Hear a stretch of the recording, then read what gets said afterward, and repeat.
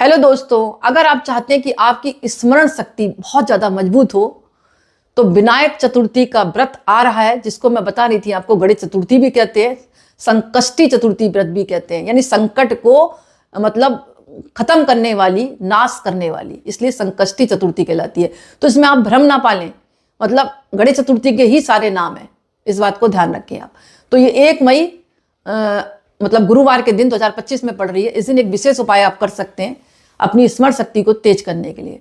दाहिने हाथ की अनामिका उंगली यानी कि तीसरी उंगली से श्री गणेश भगवान को केसर का तिलक लगाना है। उसके बाद स्वयं भी अपने मस्तक पर केसर का तिलक लगाएं, लेकिन ध्यान रखें स्वयं को तिलक लगाते समय मध्यमा उंगली का उपयोग करें, क्योंकि मनुष्य के लिए मध्यमा उंगली से जबकि भगवान के लिए नाम का उंगली से तिलक लगाने की बात कही जाती है। आज के दिन ऐसा करने से निश्चित ही आपकी स्मरण शक्ति मजबूत होगी।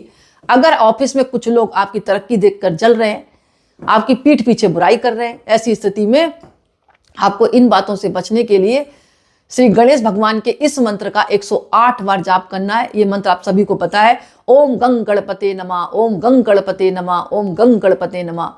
जब जप कर रहे हैं तो पूर्व दिशा की तरफ मुंह करें।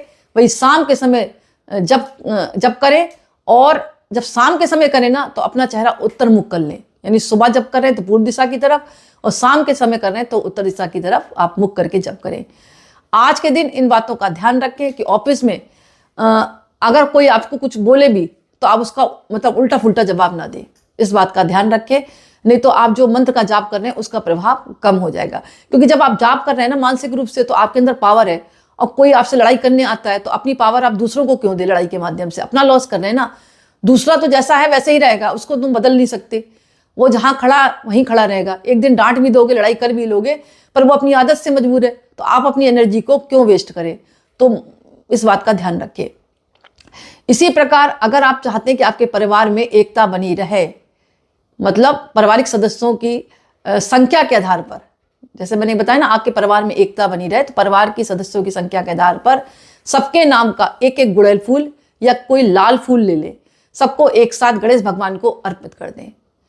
मतलब काम तो मुखर का मुखिया कर सकता है, ये नहीं कि सभी लोग जाएं, वहां कोई जरूरत नहीं है। अगर जा सकते हैं तो जाए। भगवान के दरबार में जाने पर, भगवान की पूजा करने में सब परिवार करते हैं तो कोई बुराई नहीं है।